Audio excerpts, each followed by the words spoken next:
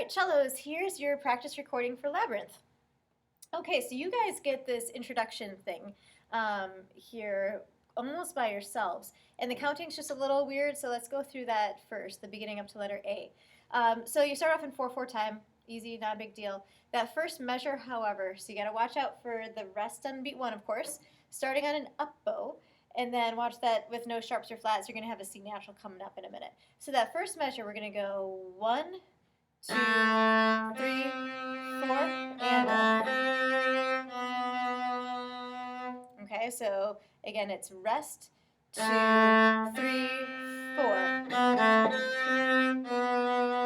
All right, so you're tying that C into beat 4, then you move on the anda after 4.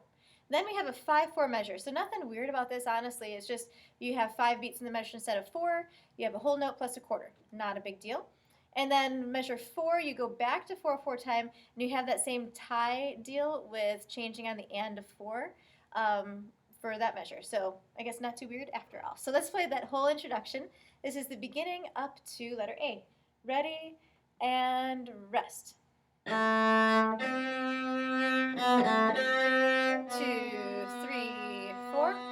1, 2, 3, 4.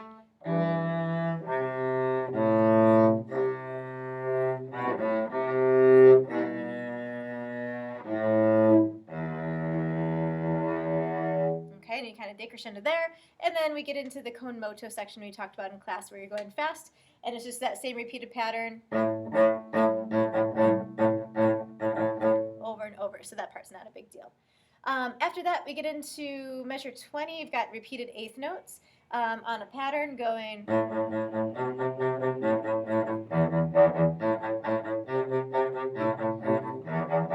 Okay, nothing too big there.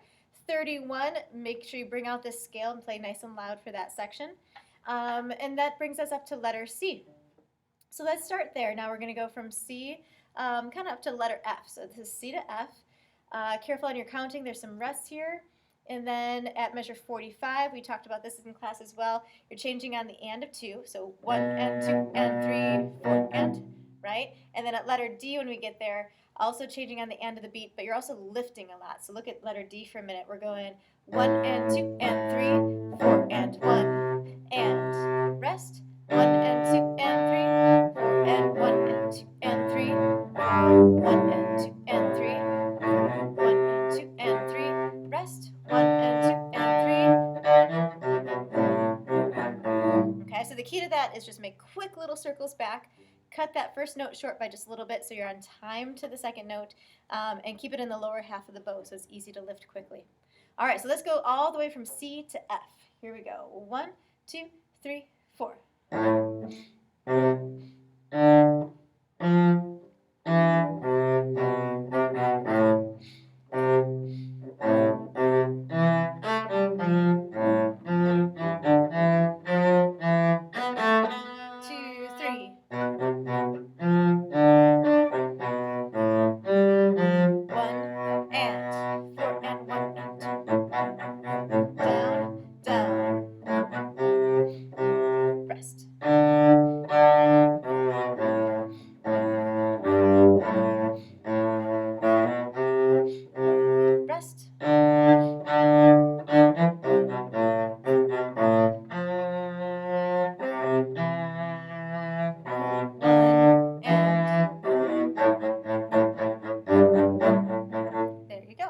So kind of a fun part. It's a really neat rhythm, and then doing it on a down bow for each note, it sounds really cool.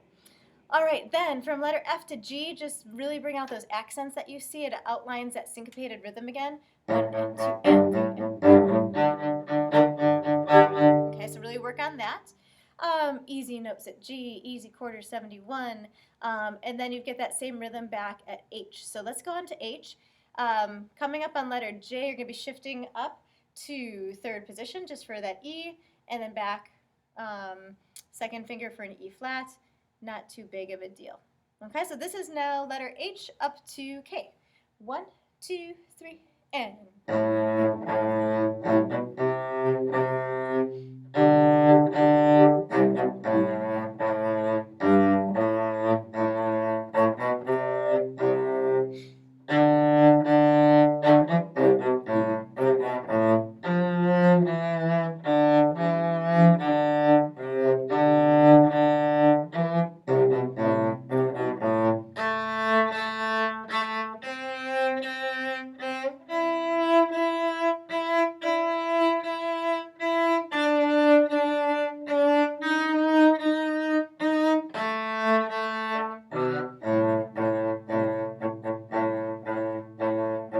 you start doing that for a while. All right, so at letter I, you have this bowing thing that the violins and violas have been doing already in this piece. It's down, up, and then with a dash under the next quarter note, just stop your bow for a second and continue going up. So again, it'll go down, up. So just a little bit of space. All right, and then the rest of the piece, not too bad. The very last two notes, or three notes rather, you could do that as a double stop if you want. Just put your first finger on both strings, like that, or otherwise just play one note or the other, and you should be fine. So any questions on rhythm or anything else, if that shift is bothering you at 89, please let me know and I'll give you a hand.